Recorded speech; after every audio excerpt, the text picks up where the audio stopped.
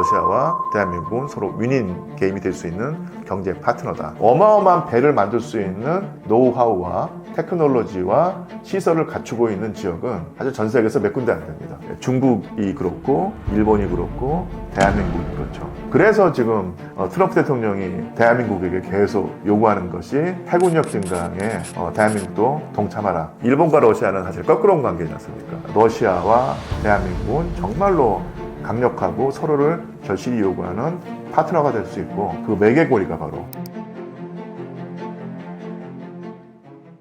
전후 복구 등의 문제에서 러시아에게 한국이 꼭 필요한 이유는 무엇인가요?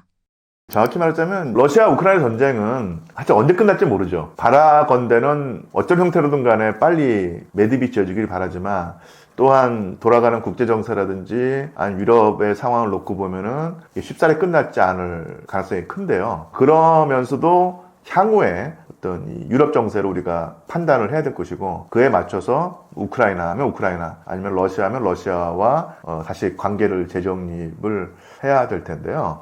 아마 한국과 러시아 관계를 다시 재정립한다고 했을 때 우리가 고려해야 될 요인들이 여러 가지가 있겠죠. 그런데 그런 전통적인 고려 사항들 이외에 최근에 새로운 요인이 등장을 했습니다. 그게 바로 이제 북극 항로죠. 저도 이제 북극 항로라는 얘기를 들은 것이 제 기억에는 5년 전이었다고 생각을 해요. 그때만 하더라도 제가 잘 몰라서 북극 항로가 개발되고 있고 여기에 러시아의 지분이 상당히 크다. 그리고 러시아가 이걸 적극적으로 나서고 있고 다른 나라도 동참하려고 한다고 했을 때 전혀 감이 와닿지 않고 아니 그 얼어붙은 바다가 뭐 이렇게 중요하지? 라고 생각을 했는데 지금은 완전히 생각이 바뀌었습니다. 그러니까 오히려 20세기 중후엽의 국제정세라든지 아니면 최소한 이 유라시아 대륙의 정세를 결정할 수 있는 가장 중요한 요소가 바로 북극 항로다라는 생각이 듭니다. 북극 항로 위주로 한번 좀 따져나가자 보면요. 전쟁이 끝나거나 아니면 매듭이 지어갈 상황에서 다시 한번 이 북극 항로에 대한 관심이 고조가 되겠죠. 그리고 즉 단적으로 보이는 것이 바로 미국입니다. 미국이 왜 2025년 초에 그 푸틴 대통령을 알래스카로 초빙을 해서 정상회담을 했는가? 그때 가장 중요한 의제는 아마 북극 항로 개발이었을 거예요. 그래서 러시아와 미국의 지분을 어떻게 조정할 것인가 그런 얘기를 아마 했을 가능성이 상당히 크고요. 지금 이 트럼프 대통령이 그렇게 그린란드에 관한 말을 많이 하고 아주 공공연하게 그린란드를 미국의 어떤 일부로 만들어야 된다라는 식의 얘기를 하는 것은 이 서방부 중시 정책의 일환이기도 하지만 또한 그린란드를 무조건 미국의 어떤 손에 넣어야지 북극 항로 개발에 지분을 더 늘릴 수 있다는 그 아주 현실적인 판단 때문에 그렇거든요.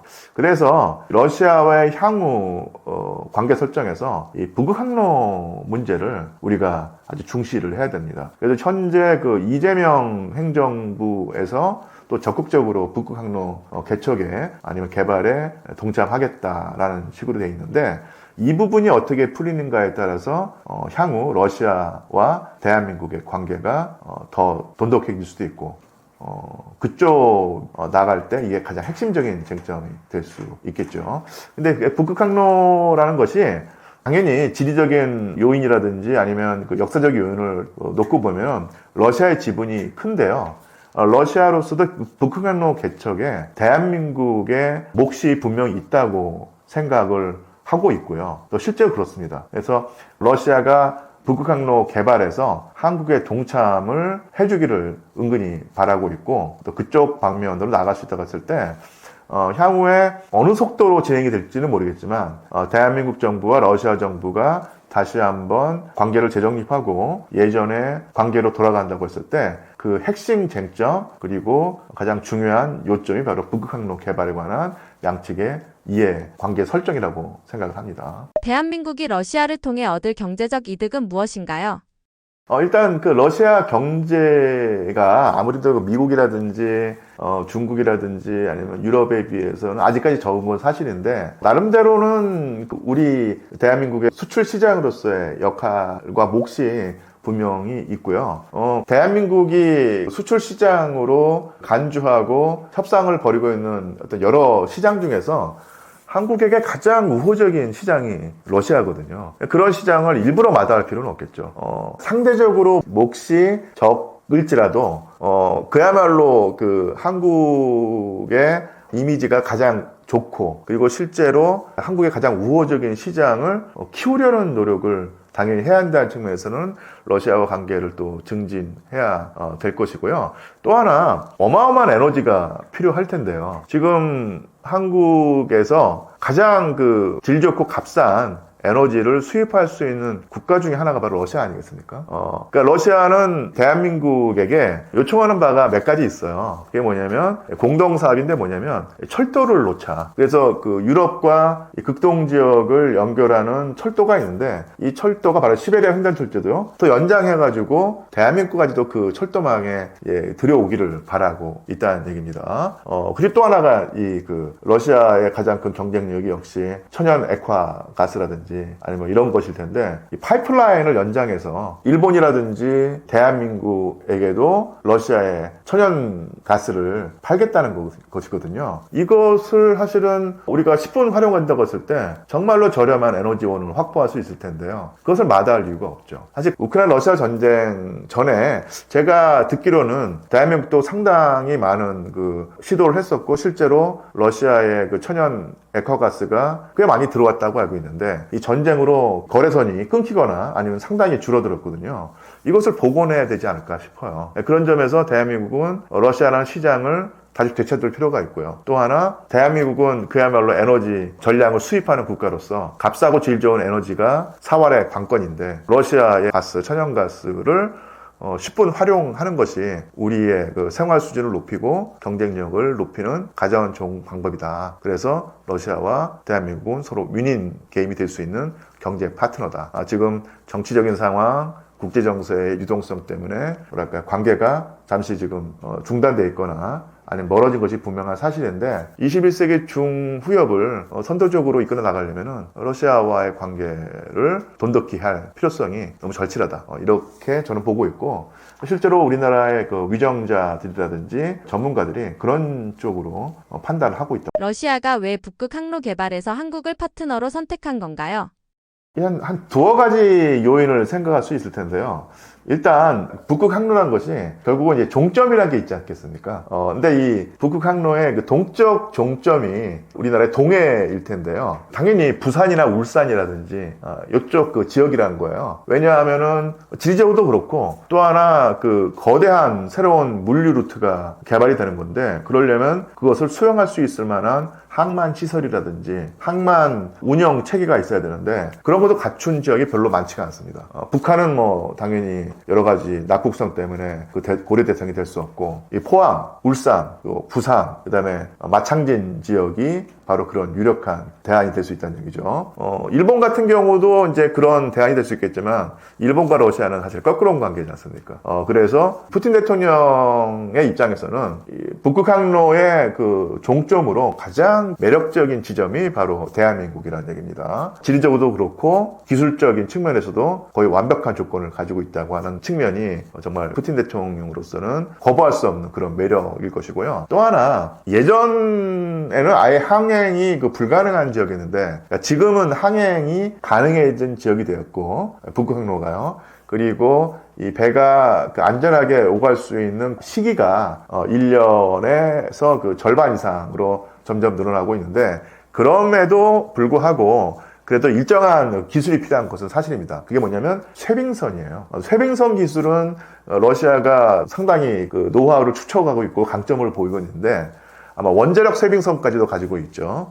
근데 문제는 쇄빙선도 그냥 쇄빙선은 아니고 천연 액화 가스를 아주 안정적으로 실어서 그 먼 거리까지 옮길 수 있는 그런 쇄빙선이어야 되는데, 제가 알기로 러시아가 그런 그 LNG, 그러니까 천연 액화 가스를 운송할 수 있는 쇄빙선을 만들 수 있는 기술은 아직 완벽하지 않다고 들어있어요. 그런데 아시겠지만 어마어마한 배를 만들 수 있는 노하우와 테크놀로지와 시설을 갖추고 있는 지역은 사실 전 세계에서 몇 군데 안 됩니다. 중국이 그렇고, 일본이 그렇고, 대한민국이 그렇죠. 미국이나 유럽 같은 경우는 분명히 기술력은 가지고 있는데, 배를 만드는 대형 선박을 만드는 것이 쉽게 말하면 비교 우위에 입각했을 때 별로 매력이 없는 거예요. 그래서 설계라든지 주요 부품, 쉽게 말하면 선박의 엔진이라든지 이런 것을 만드는 기술은 계속 가지고 있는데 몇천 명, 몇만 명이 달려들어서 배 한 척 만드는데 한 3년, 4년이 걸리잖아요. 여기에 들어가는 부담을 감당하는 거지 경제적으로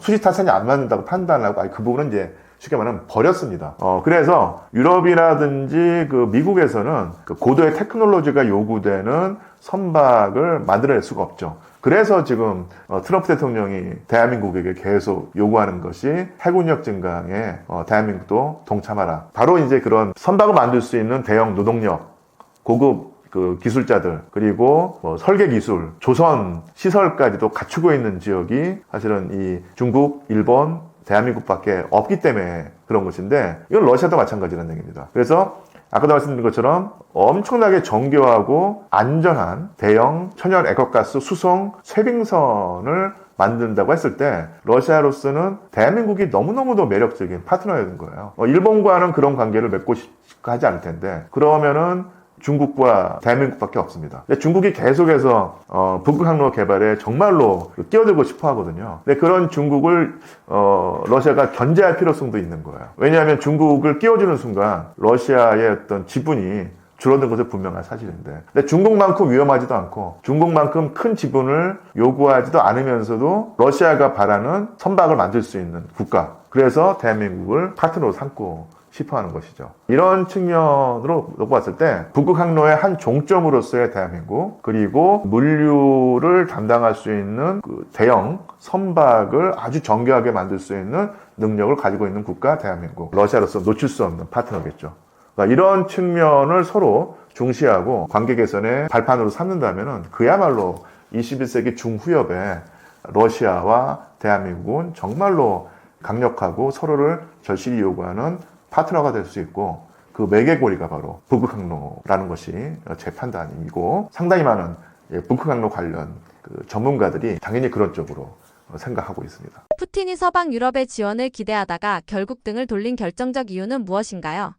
정확히 말하자면 일단 푸틴이 2000년에 집권을 했지 않습니까? 그리고 그 집권 초기에는 상당히 좋은 관계를 유지하려고 했어요. 근데 그것이 뭐냐면 가장 대표적인 예가 러시아가 아예 유럽연합에 가입을 하겠다. 그리고 설악한다면 이 나토에도 가입을 해서 아예 유럽의 확실한 일원이 되겠다. 그런 입장을 취했거든요. 실제로는 푸틴 대통령의 선임자였던 옐친 대통령도 비슷한 시도를 했었고, 집권 초기에 푸틴도 그런 입장을 취했는데, 이게 사실은 퇴짜를 맞은 거예요. 그래서 지금 최근에 우크라이나 러시아 전쟁을 보면서 서방과 러시아가 이제 극단적으로 대치하는 최근의 상황만 기억하시는 분들은 러시아가 이 유럽 지역에서 말썽장이고 두통거리구나. 그리고 항상 서방과 정말로 격렬하게 대립을 하는데, 아예 그냥 서방 세계의 일원이 돼버리면, 러시아로서도 좋고, 유럽 지역에서의 어떤 분쟁도 사라지지 않겠냐고 하면서 러시아를 탓하는 경우가 있는데요. 러시아가 그런 시도를 여러 번 했다는 얘기입니다.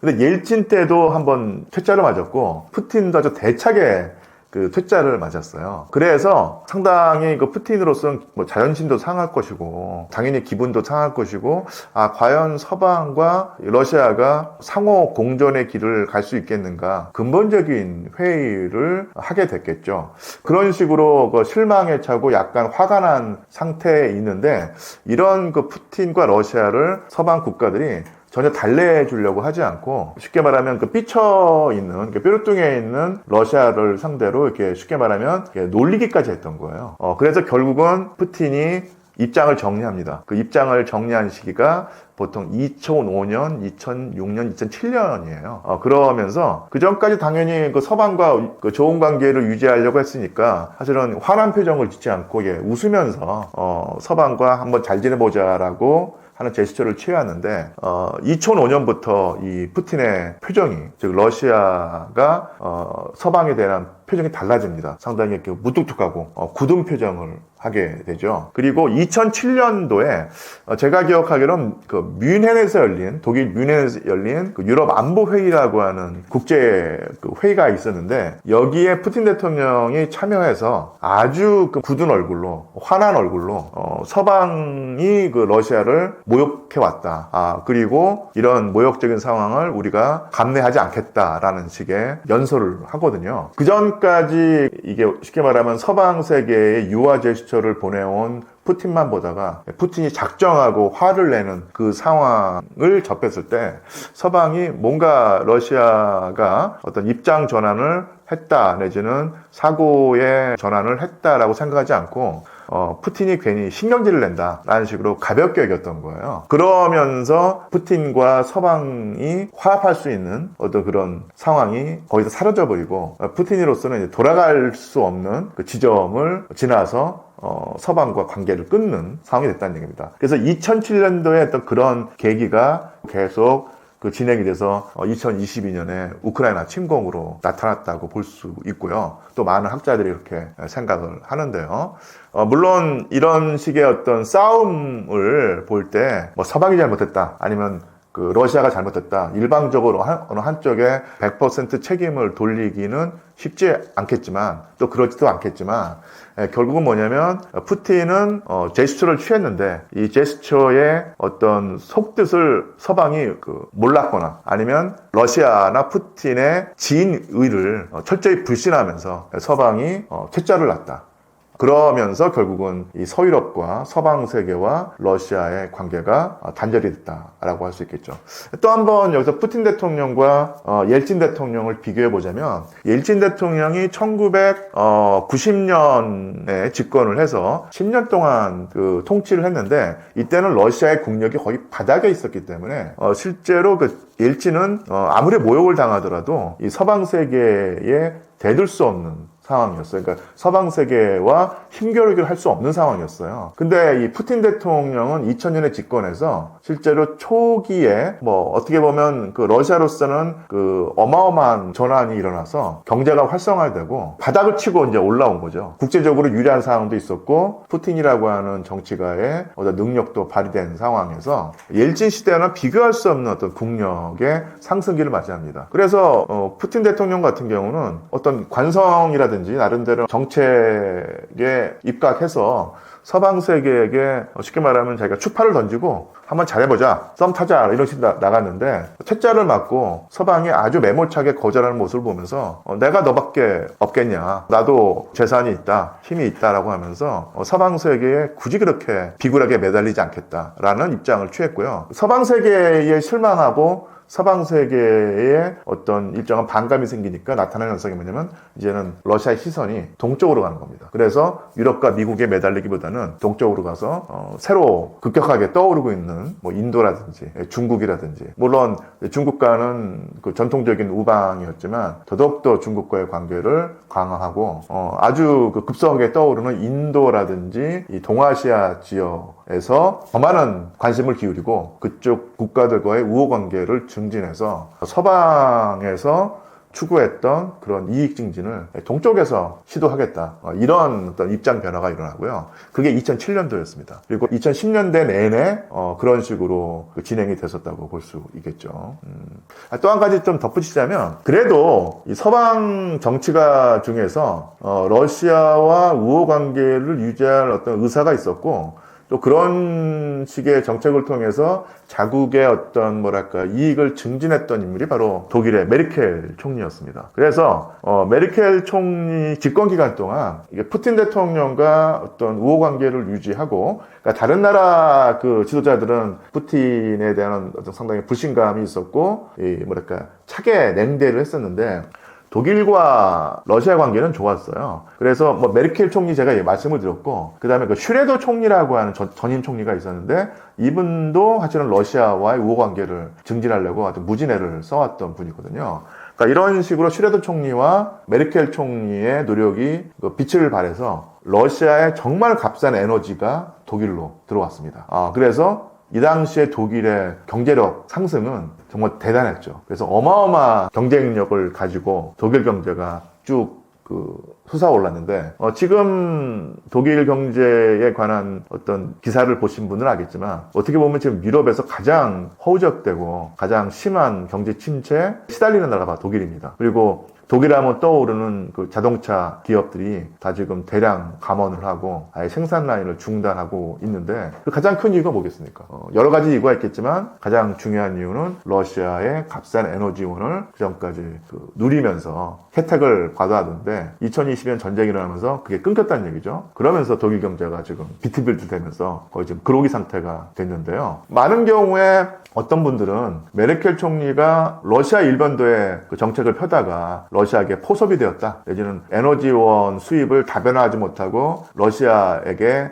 종속되면서 오늘날 독일 경제의 침체의 원흉이 메르켈 총리다. 이렇게 말하는 경우가 있는데 글쎄요, 과연 그렇게 메르켈 총리가 그런 식의 그 비판을 받아야 될 정치가인가 좀 저는 의심스럽습니다. 누가 보더라도 러시아의 값싼 에너지원은 매력적인 카드였고요. 그런 것을 10번 발휘했던 정치가가 메르켈 총리였고 오늘날 독일의 상황이라든지 근본적으로 서방과 러시아의 대립을 메르켈 총리의 잘못된 정책으로 본다는 것은 제가 볼 때는 좀 올바르지 않은 어떤 평가라고 봅니다. 그래서 제가 이제 메르켈 총리 얘기를 많이 이야기를 했었는데 서방과 러시아의 어떤 상호 우호 증진 그리고 윈닝 게임이 될 수 있는 가능성이 없지는 않았다. 그게 바로 메르켈 총리 하의 독일과 러시아의 관계였다는 얘기죠. 그래서 그런 가능성이 열려 있었는데 더 크게 독일이라는 국가 하나가 아니라 집단으로서의 서방 세계는 사실은 러시아를 근본적으로 불신을 했고 진위를 받아들이지 않았기 때문에 균열이 생겼고 지금은 균열 정도가 아니라 완전히 금이 가고 지각판이 쪼개져 가지고 상당히 오랜 기간 제가 볼 때는 거의 한 반세기나 1세기 안에는 근본적인 변화가 일어나지 않는 한 서방과 러시아는 서로 돌아설 수 없는 다리를 지났다 이렇게 볼 수 있겠죠. 복잡해지는 국제 정세 속에서 한국은 어떤 기회와 리스크가 있나요? 다시 한번 또 말씀을 드리지만 제가 이제 동북아시아 전문가가 아니라서 이런 국제 정세가 이 한반도에 어떤 영향을 미치는가를 아주 속 시원하게 똑부러지게 설명을 드릴 수 없다는 점을 좀 감안해 주시고요. 그냥 이런 얘기도 있다고만 들어주시면 걸러서 들어주시면 됩니다. 리스크라고 하는 표현이 좀 세긴 한데 근본적으로 제 판단에는요 결국은 지금 일어나고 있는 현상들이 러시아 우크라이나 전쟁도 그렇고 이번에 베네수엘라 사태도 그렇고 이 근본적으로는 미국의 일극 체제로 유지가 되어오던 국제 정세가 근본적으로 바뀌어서 이제는 다극 체제로 바뀌어 간다는 얘기입니다. 그래서 미국의 일극 체제가 유지되거나 아니면 미국이라고 하는 국가가 미국의 일극 체제를 어떤 일이 있더라도 지키겠다는 의지가 확고한 상황에서는 어떻게 보면 대한민국의 어떤 리스크는 상대적으로 적었죠. 왜냐하면 미국과의 동맹 관계를 계속 강화하고 유지하면서 미국 일본도의 정책만 편다면 문제가 없었다는 얘기입니다. 그런데 미국이 근본적으로 전 세계를 상대로 미국의 힘을 투사해서 모든 분쟁에 관여하겠다. 예를 들어 모든 지역에서 미국이 패권자로 행동하겠다는 의사를 사실 포기하고 서반구에서만 그런 모습을 보이겠다. 그리고 나머지 지역에서는 그쪽 지역의 강자를 인정하든지 아니면 그쪽 지역의 강자와 타협과 절충을 하는 선에서 그치겠다고 한다. 그러면은 이게 다극체제로 가고 있죠. 또 그런 경향이 아주 강화되고 있는데 그런 식의 상황에서는 다극체제로 간다고 했을 때 이 다극체제의 어떤 불안정성과 예측 불가능성이 어떻게 보면 극대화되는 지역이 바로 이 동아시아 지역이라고 할 수 있습니다. 그래서 미국 일본도의 정책을 펴는 것이 어떤 분들은 그것이 더 안정적이고 편할 수 있겠지만 과연 그럴까 하는 어떤 회의감이 드는 것이 분명한 사실이거든요. 지금 이 트럼프 대통령이 지금 2기 출범을 해서 많은 경우에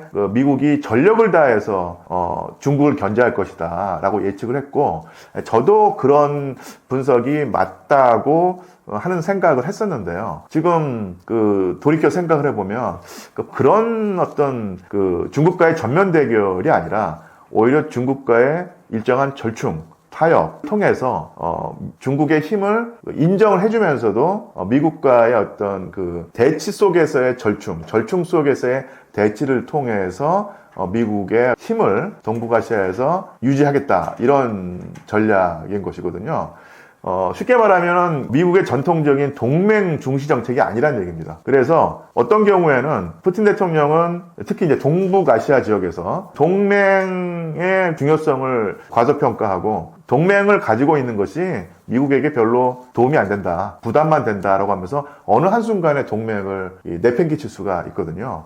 과연 미국이 그러겠는가 하는 어떤 의심을 하는 경우도 있는데, 우리가 나토 회원국가와 미국의 관계를 한번 살펴보자면요. 지금 그린란드 문제를 놓고 덴마크를 아주 멸시하고 꼬맹이 취급하는 그 상황이죠, 미국이. 그리고 덴마크를 그렇게 다루니까 적어도 형식적으로는, 겉모습으로는 지금 나토 회원국가들, 특히 영국, 프랑스, 독일이 반발하고 있습니다. 그래서 나토 회원국가, 그러니까 서유럽에 있는 미국의 동맹국가와도 상당한 갈등 관계에 있고, 또 아주 명시적으로 말을 하지 않았지만 푸틴 대통령이 나토 그거 필요하냐, 나토 없어도 된다, 이런 식의 어떤 모습까지도 보이고 있거든요. 그래서 어느 순간에는 이런 식으로 가다가는 프랑스, 독일, 영국 이런 나라의 동맹 관계를 아예 깨트리거나, 아니면 깨트리지 않아도 완전히 동맹 별로 도움이 안 된다라고 하면서 거의 그 형식적인 관계로 만들 가능성이 있습니다. 그런 사정이 동북아시아에 전개되지 않으리라는 보장이 있을까요? 미국과의 그 동맹 관계를 통해서 지금까지 안정을 누려왔고 국운 상승의 길을 맞이했다. 이것이 일정 정도 상당히 옳은 그 분석이긴 한데, 이 분석이 앞으로도 통하리라고 하는 보장은 전혀 없습니다. 아주 극단적으로 말해서 미국이, 정확히 말하면 그 트럼프 행정부겠죠, 중국과의 대결 속에서도 절충과 타협을 해서 일정 정도 그 큰형님끼리의 어떤 이해관계 조정이 이루어지게 된다면은 어느 순간에는 한국이라는 동맹국을 거추장스럽게 여기거나, 아니면은 내팽개치거나, 아니면 그렇지는 않더라도 한국의 국익을 존중해주는 어떤 그런 상황보다는 한국이 더 굴종적으로 들어오지 않으면은 미국으로서는 재미없다, 이런 식으로 아주 냉랭하게 대할 수 있는 거예요. 근데 그런 면에서 보자면 이런 급변하는 국제 정세, 다극화되는 상황에서 미국 일변도에 오로지 미국만 쫓아가면은 모든 것이 해결된다고 하는 어떤 그런 전략 전술이 21세기 초까지는 혹시나 통했을지 모르지만 20세기 중후엽에는 사실은 제가 볼 때는 그 유효기간이 끝났지 않았을까라고 생각하고요. 또한 이런 것이 제 생각에 미국과의 동맹관계를 파기하자, 이런 것도 아니고 미국과 관계를 완전히 재정립하자, 이런 것은 아닌데, 그런 가능성에 대비해서 항상 플랜 B라든지 플랜 C를 마련해야 될 것이고, 또한 다극화하는 체제를 우리가 인정을 하고, 그리고 그 안에서 이 대한민국의 국익을 어떻게 하면 극대화할 수 있을까, 열린 어떤 그 상황을 염두에 두고 대한민국이라고 하는 커다란 선박의 진행 방향, 항로를 설정해야 되지 않을까 싶습니다. 그런 면에서 아무래도 익숙한 어떤 그 항로를 가는 것이 아니라, 어떻게 말하면 살짝 그 항로에서 벗어난, 아니면 전혀 그 해도가 없는 망망대해에 들어갔다는 측면에서는 리스크가 있는 것은 분명한 사실인데, 항상 그렇지만은 익숙한 항로가 천년만년 지속되리라는 보장은 없고요. 항상 그 새로운 상황에 처할 수 있다는 걸 너무 무서워하지 않고 우리가 또 대처를 해야 되지 않을까 싶습니다. 너무 원론적인 얘기지만 결국은 이제는 미국의 일극 체제는 끝났다. 오히려 미국이 그런 체제를 원하지 않는다. 그리고 세계는 다극 체제. 그러니까 모든 나라가 극이 될 수는 없고요. 그야말로 옛날로 치면 열강이라든지 강대국이라고 하는 어떤 그런 그 표현에 걸맞는 몇몇 국가들이 세계 정세를 주도할 텐데, 그런 가능성에 대비해야 된다. 이것이 제 생각이고, 적지 않은 분이 동의해 주시리라 생각을 합니다. 러시아가 베네수엘라를 끝까지 돕겠다고 했는데도 왜 결정적인 순간마다 약속을 지키지 못하고 있나요? 정확히 말하자면 베네수엘라를 지지를 하고, 마두로 대통령 체포 이전에 러시아 연방정부가 베네수엘라를 지지한다, 그리고 두 나라 사이에는 전략적 동반 관계라고 하면서 서로를 후원하고 지지하는 관계였었는데 끝까지 돕겠다는 표현은 쓰지 않았거든요. 그리고 이제 결정적인 순간마다 약속을 지키지 못했다고 하는 질문은 아무래도 제가 볼 때는 중동에서 시리아가 러시아의 대표적인 우호 국가였고 시리아 아사드 정권이 유지되는 가장 큰 뒷배가 러시아였는데 얼마 전에 시리아가 무너졌고 요번에는 이 중남미에서 쿠바 다음으로 아마 러시아와 가장 가까운 관계였던 나라가 베네수엘라인데 베네수엘라의 대통령이 밤에 미국에게 체포당하고 하는 모습을 보여서 러시아가 아무런 힘을 못 쓰는 상황이 됐는데 어쨌든 간에 중요한 것은 러시아로서는 중동에서 시리아에서 실패를 했고 이 남미에서는 베네수엘라에서 실패를 했는데요. 가장 간단히 설명을 하자면 지금 러시아가 우크라이나 전쟁을 4년 동안 하고 있기 때문에 모든 관심의 초점이 러시아 정부로서는 지금 우크라이나에 가 있기 때문에 다른 데도 신경을 쓸 수 없는 상황인 것이죠. 그렇게 러시아가 우크라이나와 전쟁을 하면서 오랜 동안 거기에 이제 국력이 소모됐기 때문에 베네수엘라에 어떤 일정한 영향력을 행사해서 미국을 견제할 수 없었다. 이런 상황이 결국은 베네수엘라 마두로 정권의 붕괴로 이어졌다고 볼 수 있겠죠. 마두로가 체포당하는 것을 보면서 푸틴은 무슨 생각을 했을까요? 푸틴 대통령 입장에서는 일단 화가 났겠죠. 왜냐하면은 중동 지역에서 러시아의 영향력의 발판이 시리아였는데 시리아가 지금 정확히 말하면 시리아가 아니라 시리아의 아사드 정권이 붕괴됐고 그 다음에 남미 지역에서 러시아의 일정한 영향력의 거점이 바로 베네수엘라였었는데 베네수엘라의 그 거점이 사라지게 되면서 속상하고 화하고도 난 측면이 있겠죠. 하지만 또 하나 더 크게 보면은 지금 러시아가 뭐랄까요 국제사회라고 보통 표현을 하는데 이 국제사회를 크게 보면은 전 지구적인 차원의 범주일 것이고요. 좀 좁게 보면은 미국과 서방 세계를 보통 국제 사회라고 하거든요. 그런데 이 좁은 의미의 국제사회, 즉 서방과 미국이 러시아를 최근 4년 5년 동안 압박할 때 이웃 주권 국가를 국제법을 어기고 침공해서 정권 교체, 그러니까 레임 체인지를 했다. 그러니까 이것은 범죄 행위다. 라는 식으로 비판을 계속 해왔고요. 이런 비판이 미국과 서방을 제외한 나머지 지역에서도 일정 정도 통했었는데 지금 베네수엘라 사태를 보면은 과연 서방과 미국이 그런 식의 비판을 러시아에게 할 수 있느냐 이런 상황이 되면서 러시아가 받는 어떤 비판의 강도 내지는 그 비난의 강도가 약해지거나 아니면 그 논거 자체가 사라질 수가 있습니다. 그러니까 이것은 푸틴 대통령으로서는 어떻게 보면 유리한 국면의 조성이라고 할 수 있겠죠. 그래서 남아메리카라고 하는 지역에서는 마두로 정권의 붕괴로 러시아가 낭패를 겪었다 내지는 손해다라고 말할 수 있지만 전지구적인 차원에서 보면은 꼭 미치는 장사는 아니다. 그리고 오히려 러시아가 서 있는 입지가 시차말로 러시아가 욕을 덜 먹거나 아니면 더 당당하게 자기 주장을 할 수 있는 상황이 됐다고도 볼 수 있겠죠. 이번 유조선 납포 이후 러시아 동맹국들은 러시아 편에 서는 것이 안전보다는 손해로 보이기 시작했을까요? 글쎄요, 안전보다 손해로 이게 너무 좀 표현이 센 듯하고요. 사실 일단 러시아의 동맹국이 몇 개 안 됩니다. 동맹국이란 표현보다는 이제 우호적인 국가, 전략적 동반자 이런 역할을 할 텐데. 결국은 남아메리카 지역에서 러시아의 거점이 사라지고 그리고 한 정권이 이렇게 할 일 없이 무너지는 걸 보면서 다시 어떤 미국에 대한 평가를 할 수가 있겠고요. 그리고 미국이 이렇게 설친다 내지는 과도하게 힘을 투사한다고 했을 때 그 제어 세력이 없겠구나. 러시아가 그런 제어 세력이 될 수 없겠구나라고 하는 생각은 분명히 흔히 말하는 아프리카라든지 중남미 국가, 아시아에서 세질 것은 분명한 사실입니다. 예. 푸틴 체제의 한계를 보여주고 있는 건가요? 한계라기보다는요, 두 가지 그 방향에서 살펴야 될 텐데, 전지구적인 차원에서 그 미국의 영향력을 제어할 수 있는 국가로 자리매김되는 이제 불리한 상황이 됐는데, 이게 또 그 트럼프 대통령도 그것을 이제 바라는 어떤 모양새가 보이는데, 미국이 전 세계를 상대로 분쟁 지역에 개입을 해서 미국의 국익을 챙기겠다.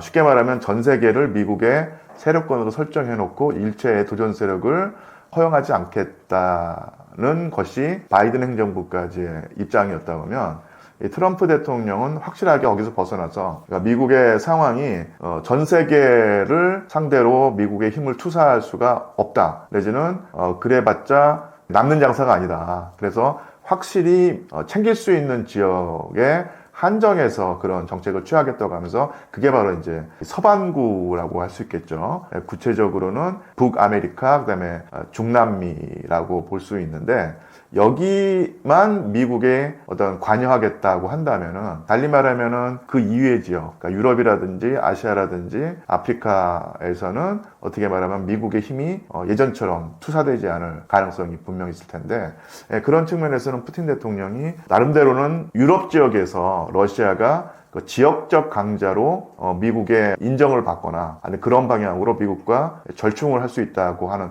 판단을 하면서, 나름대로는 뭐 득도 있다. 최소한 그 유럽의 한정에서는 불리한 국면만은 아니다. 이런 판단을 하지 않을까 싶네요. 이 사건이 한반도 안보에는 어떤 영향을 주고 있나요? 어떤 분들은 역시 미국이다. 미국이 한 명의 사상자도 되지 않고 전격적으로 작전을 승리, 성공으로 이끌어 나가면서 원래 목표였던 바, 그러니까 미국의 대드는 마두로를 단숨에 제거했다고 하면서 미국의 힘을 다시 한번 확신하고 추앙하는 분위기가 있을 수 있지만요. 또한 저번에 말씀드렸듯이 이 푸틴 대통령의 입장은 확고한 듯합니다. 서반구에서는 미국의 국익을 진짜 무지막지한 방법을 통해서라도 확보하겠다라고 했고요. 그것은 달리 말하면은 그 이외의 지역에서는 미국의 힘이 예전처럼 투사되지 않을 수 있다라고 하는 측면을 좀 주시를 해야 될 것 같고요. 또 하나가 우리나라에서, 그러니까 쉽게 말하면 미국을 확신하고 미국을 신봉하는 분들의 또 다른 측면이 중국이 대만을 노리지 않을까. 그러니까 미국이 설정해 놓은 동북아시아 질서를 중국이 깨지 않을까. 그러면서 이제 중국을 불신하고 중국에 대한 어떤 그 거리감을 느낀다는 것인데요. 미국의 트럼프 대통령이 자신의 세력권인 바로 그 남아메리카에서 그런 레임 체인지를 시도해서 성공을 했다고 했을 때, 중국도 이제 그런 판단을 하겠죠. 미국이 세력권을 서반구에 한정한다면 이 동북아시아에서 그 중국의 어떤 세력권도 인정해 주지 않겠느냐, 내지는 그런 방향으로 미국과 타협과 절충과 어떤 대치를 하면서 그 중국의 입지를 키울 수 있다라고 한다는 얘기입니다. 오히려 중국은 이번 사태를 보면서 움츠러들기보다는 오히려 속으로는 뭐 쾌작까지는 아니지만 나름대로 주판을 튕겨서 우리에게 유리한 국면이 조성되었다. 더 강력하게 미국과 협상을 하고 새 대결을 하고 절충을 하면서 우리 중국의 입지, 더 크게 말하면 양안 관계를, 중국과 대만의 관계를 중국 쪽에 더 유리한 쪽으로 끌어오겠다라는 어떤 그런 유혹을 느낄 것이고요. 또 그런 식으로 나가도 좋다는 신호를 미국이 주었다라고 관할다고 하면은 어떻게 말하면 지금 우리나라의 상당한 지분을 차지하고 있는 시각, 즉 미국이 세계를 주도해야 되고 미국의 힘이 강력해야만 한다고 하는 그런 분들은 좋아만 할 수는 없는 상황이죠. 그러니까 오히려 미국의 베네수엘라 침공이라고 해야 될까요? 아니면은 뭐 작전이라고 해야 될까? 그러니까 이런 상황이 오히려 그러니까 그분들이 근심하고 걱정하는 중국의 팽창, 중국이 동북아시아에서 미국이 설정해 놓은 질서를 깨는 방향으로 더 나아갈 가능성이 있다는 측면을 더 중시해야 되지 않을까 싶습니다. 저 같은 경우는 뭐 중국의 양안 관계가 근본적으로 갈등 관계로 치닫거나 심지어 전쟁이 일어난다고는 보지 않는 입장이긴 한데, 기존의 일부 시각, 즉 중국이 대만을 노리고 있다, 그래서 걱정이 된다고 생각하시는 분들은 이번 그 베네수엘라 사태를 보면서 좋아하고 낙관하기보다는 조금 더 경각심을 가지고 오히려 불안감을 가져야 되는 상황이 아닌가 이렇게 보입니다. 마두로 체포 작전을 통해서 미국이 말하고 싶었던 진짜 메시지는 무엇인가요? 제가 이제 사실은 아무래도 역사학자이기 때문에 조금 더 옛날 일들을 다시 한번 살펴보게 되는데, 어떻게 보면 바이든 행정부까지의 미국의 정책에서 벗어나서 이 트럼프라고 하는 어떤 그 야생마 같은 쉽게 말하면 미국의 주류에서 벗어난 대통령이 전혀 다른 입장을 취해서 아주 노골적으로, 아주 무지막지하게 또 국제사회의 시선을 생각하지 않고 힘을 투사했다. 그리고 자기의 어떤 목표를 이루었다라고 볼 수도 있지만, 사실은 어떻게 보면 중남미 지역에서 미국에게 대드는 내지는 미국의 눈에 거슬리는 국가라든지 세력을 이런 식으로 제거하는 것은 사실은 과거에 어떻게 보면 비일비재한 일이었어요. 그래서 19세기에 이미 먼로 독트린이 나와서 먼로 대통령 때, 그 당시에는 유럽이 더 강대국이었고 미국이 상대적으로 이제 힘이 약했던 시절인데, 유럽이 이 미국이라든지 아니면 아메리카 대륙에 관여하지 말라, 개입하지 말라. 우리도 유럽에 신경 쓰고 개입하지 않듯이. 그래서 미국의 어떤 세력권이 중남미에 확장되어 있다는 것을 인정해 달라는 어떤 그런 정책이 먼로 독트린이었거든요. 그래서 사실은 미국이 아메리카 대륙의 맹주로서 19세기에 자리매김할 수 있었고, 실제로 그런 그런 것이 20세기에 들어서서 한동안은 아주 노골적으로 보이진 않았습니다. 그런데 다시 또 이제 먼로 독트린으로 돌아가서 무지막지한 방법으로 이 중남미를 챙기겠다, 이렇게 보는 것이고요. 그리고 오히려 어떻게 말하면 옛날 같으면 어떤 포장을 하고 아니면은 대의명분을 내세워서 어떻게 해서라도 미국의 행동을 정당한 행동으로 보이게 만들려고 했었을 텐데, 지금은 그렇지 않았다는 얘기입니다. 그러니까 사실은 20세기 말에 이 걸프전이 일어났을 때 이라크를 미국이 침공을 해서 제압을 했는데, 그때 계속 내세웠던 주장이 뭐냐면 이란에 대량 살상 무기가 있다. 그래서 그 대량 살상 무기가 크나큰 위해를 끼칠 수 있으니 그것을 해결하기 위해서 이 무력 개입을 한다. 그러니까 이런 식으로 전지구적인 어떤 대의명분을 내걸었거든요. 근데 지금은 전혀 그렇지 않습니다. 물론 마약이라고 하는 어떤 명분을 내세웠지만, 그 마약이 과연 베네수엘라에서 생산되는 마약이 미국으로 들어가서 미국을 해치고 있다라는 어떤 그런 주장이 과연 맞는가도 또 따져봐야 될 문제이지만, 가장 중요한 사실은 이 마약 문제가 미국에서는 문제가 될지 모르지만 다른 나라, 다른 대륙이나 다른 지역에서는 그건 미국의 문제지 라는 식이 된다는 얘기입니다. 그래서 아무래도 이란을 쳐들어갈 때 내세웠던 대의명분에 거의 근접하지도 못하는 그런 것이 없이 베네수엘라를 침공하고 거기서 작전을 벌였는데, 오히려 이런 모습을 보이면서 미국의 침기를 건드리면 이런 꼴을 당할 수 있다는 것을 오히려 더 보여줌으로써 미국이 정확히 말하면 트럼프 대통령이 원하는 바를 앞으로는 쟁취하겠다, 이런 속셈도 있는 것 같아요. 알기 쉽게 설명을 하자면, 예전에 조폭 조직이 자신들의 뜻을 이룬다고 했을 때 말끔하게 정장 차림을 하고 와서 조곤조곤 어떤 나름대로 논리를 대면서 겁을 주고 위협해서 이득을 취하는 그런 모습이 아니라, 이번에 완전 우통 다 벗어버리고 그리고 문신까지 보이고 하면서 공포심을 조장해서 미국의 힘을 과시하고 이득을 챙기겠다. 또 이런 방법이 지금으로서는 더 효과적이다고 보는 사람이 트럼프 대통령이 아닌가 싶네요. 그리고 일어난 지가 얼마 안 되는 사건이고, 그리고 또 많은 경우에는 정보가 제한적으로 풀려서 어떤 속사정이라든지 전모를 파악하기가 쉽지가 않은데, 제가 좀 전문가에게 들은 바가 있습니다. 그래서 이런 설도 있다, 그러니까 이렇게도 볼 수 있겠구나 라고 걸러서 들어주시면 됩니다. 그러니까 제가 들은 정보는 뭐냐면요, 방송이나 언론에서 미국의 특수부대가 전격적으로 투입을 해서 정말로 짧은 시간 안에 전격적으로 작전에 성공해서 마두로라고 한 일국의 대통령을 체포해서 납치해서 미국으로 데려갔다, 이렇게 돼서 미국의 군사력을 또 한번 과시하는 것이 됐었는데, 이미 그런 작전이 벌어지기 전에 미국의 첩보 조직이라든지 아니면 대외 공작팀이 작전을 수행해서 이 베네수엘라 정부를 마비 상태로 빠뜨렸다는 거예요. 그래서 굳이 이 군사력 아니면 특수부대를 투입해서 전쟁과 비슷한 전투 상황을 하지 않았어도 됐는데 일부러 그런 전투 상황을 연출했다고 했을까요? 그러니까 정말로 아주 깔끔하게 소리 나지 않게 이 마두로를 체포해서 미국으로 데려올 수 있었는데 헬리콥터 날아다니고 펑펑 터지고 그런 모습을 연출했다는 얘기입니다. 그것은 트럼프 대통령이 바로 그 미국 국민들을 상대로 일종의 쇼를 했다는 거예요. 지금 트럼프 대통령은 이 미국의 중간 선거를 앞두고 있습니다. 그리고 그 중간 선거가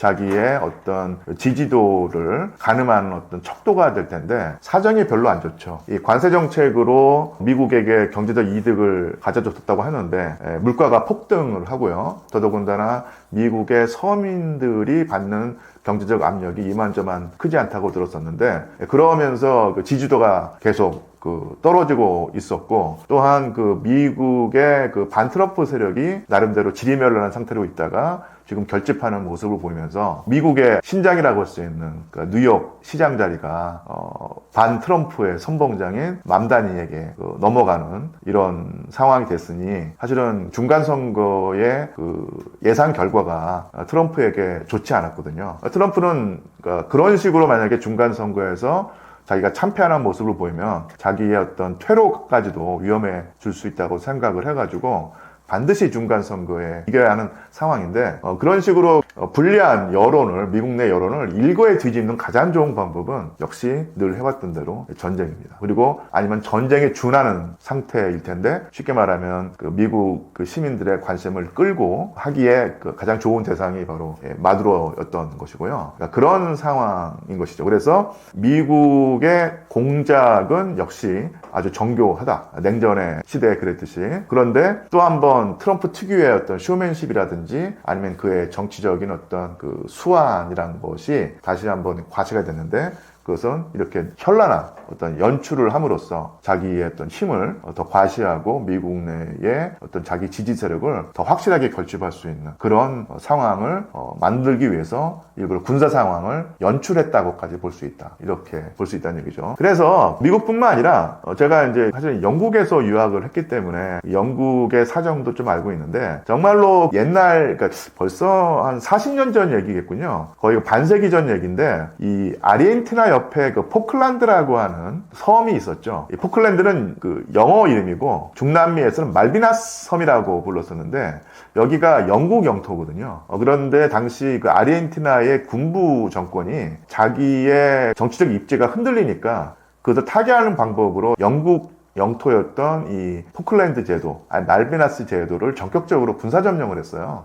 그런데 당시에 그 영국의 권력자였던 대처 수상이 전격적으로 대함대를 보내서 전쟁을 불사했거든요. 그래서 결국은 이 포클랜드 제도를 다시 되찾았습니다. 그런데 이게 영국에 어떤 영향을 미쳤냐면요. 그 전까지 그 대처의 정책이라든지 대처 총리의 그 장기 집권에 염증을 내고 신물을 내는 분위기가 있어서 상당히 당시 영국의 대처 그 총리의 정권이 흔들리는 상황이었는데 완벽하게 그 여론의 전환이 일어나서 그 다음 선거에서 압도적인 승리를 거뒀다는 거예요. 당시 영국 보수당 대처 총리의 정권이. 그래서 대처 총리가 더더욱더 정권을 오랫동안 연장해서 거의 최장수 총리가 될 수 있었는데 그런 식으로 트럼프 대통령은 불리한 여론을 일거에 뒤집는 방법으로 이런 작전을 선택했고 영국이 그런 것처럼 미국도 정확히 말하면 미국의 현 그 트럼프 행정부가 이 불리한 그 중간 선거의 그 여론 지형을 일거에 뒤집어서 승리를 거둘 수 있다. 이런 판단을 한 듯 하고요. 지금 우리나라 언론에서도 그 미국 그 행정부, 정부 대변이라든지 부대변인들의 그 인터뷰가 나오는데, 완전히 그 작전에 성공하고 목표를 이루어서 즐거워하는 정도가 아니라 거의 그러니까 조증처럼 보일 정도로 아주 기분이 업돼가지고, 속마음을 술술술술 불어내고 있거든요. 그만큼 중간 선거를 앞둔 이 트럼프 행정부의 어떤 그런 의중이 좀 엿보이기도 하고 성공한 어떤 그런 희열이 주체하지 못할 정도로 넘쳐난다고 생각을 하고, 그러니까 이런 식으로 해서 이 트럼프 행정부와 그 측근들은 중간 선거에서 분명히 우리가 승리할 수 있다, 이런 자신감 뿜뿜인 상황인 듯합니다. 트럼프가 중간 선거를 이길 것으로 보시나요? 베네수엘라의 상황과 이게 맞물려서 갈 텐데요. 미국이 세운 자기들의 마음에 드는, 트럼프의 마음에 드는 베네수엘라의 권력자가 제대로 협조를 하고, 그리고 베네수엘라의 정국을 완벽한 아니더라도 일정 정도 통제를 해서 상황이 안정되면 그야말로 그 트럼프로서는 꽃놀이패가 되는 것인데, 항상 그렇지만은 흔히 하는 말로 누구에게나 완벽한 계획은 있다, 링에 오르기 전까지는, 이런 말처럼 미국이 그 기획했던 어떤 시나리오대로 되지 않고 베네수엘라가 급격한 불안정에 빠진다든지, 아니면 미국이 지금 발을 디뎠는데 그 디딘 데가 수론이 돼서 미국이 허우적거리는 상황이 된다면 사실은 오히려 트럼프에게는 중장기적으로는 불리한 상황이 될 수도 있겠죠. 그래서 미국의 상황이 어느 쪽으로 가는가는 향후 베네수엘라의 그 내부 사정, 베네수엘라의 차기 정권이 어떤 상황으로 가는가, 여기에 맞물려서 트럼프는 그야말로 꽃놀이패를 가진 상황이 될 수도 있고, 아니면 과거에 세계 분쟁 지역에 섣불리 발을 디뎠다가 허우적거리면서 몰락의 길을 걷는 경우가 있었거든요. 그런 식으로 갈지가 결정이 되겠죠. 저는 상명대학교 역사콘텐츠학과 소속 교수 류한수이고요. 역사가입니다. 나름대로는 지난 세월의 상황을 연구하면서 현재의 국제정세를 판단해보고 아주 조심스럽게 앞날을 한번 예측을 해왔는데, 또 한번 느끼는 바지만 20세기의 상황과는 전혀 다른 국제정세에 접어들었다.